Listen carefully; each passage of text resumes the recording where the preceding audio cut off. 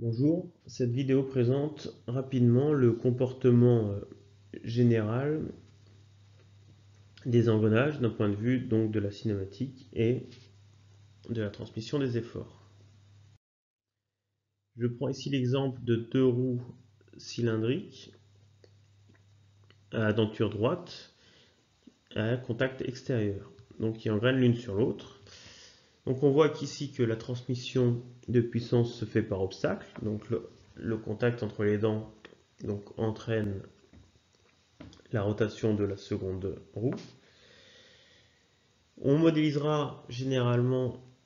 la transmission de puissance par engrenage par du roulement sans glissement entre deux cylindres primitifs. Donc on voit ici que on fera l'hypothèse que le comportement donc, de nos deux roues dentées serait le même que le comportement des deux cylindres primitifs qui roulent l'un sur l'autre. On peut remarquer sur cette simulation que les cylindres primitifs donc, n'ont pas pour rayon ni le sommet des dents, ni le pied des dents. Et d'ailleurs, le rayon primitif n'est pas non plus à la moyenne de ces deux cercles, donc le cercle de pied et le cercle de tête. Donc si l'on considère le roulement sans glissement au point I entre les cercles primitifs de la roue 1 et de la roue 2, on va pouvoir écrire que la vitesse du point I de 2 par rapport à 1 est nulle. Et donc en utilisant la composition des vitesses, on pourra donc passer par le mouvement de 2 par rapport au bâti et de 1 par rapport au bâti. Vu que l'on est en présence de deux mouvements de rotation d'axe O1, l'axe orthogonal au plan, et O2, l'axe orthogonal au plan,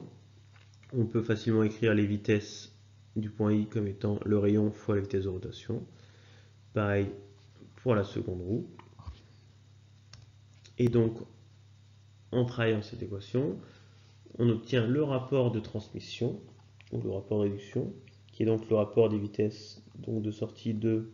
sur la vitesse d'entrée 1 par rapport à 0, qui sera donc l'opposé du rapport des rayons, attention, qui est inversé, donc oméga 2 par rapport à 0 c'est moins R1 sur R2, et en utilisant le module, en disant que mz va me donner le diamètre de la roue, on pourra donc dire que c'est moins Z1 sur Z2. Le signe moins témoigne de l'inversion du sens de rotation, donc ici dans un sens indirect, ici dans un sens direct, lors de la transmission de puissance. Si l'on considère maintenant la transmission du couple, donc la puissance d'entrée du système, donc le couple d'entrée qu'on pourrait modéliser par le couple fourni à la roue d'entrée, fois la vitesse d'entrée, donc la vitesse de rotation d'entrée par rapport au bâti, la puissance de sortie, donc la coupe que pourrait fournir la roue de sortie à l'extérieur, fois sa vitesse de rotation de sortie.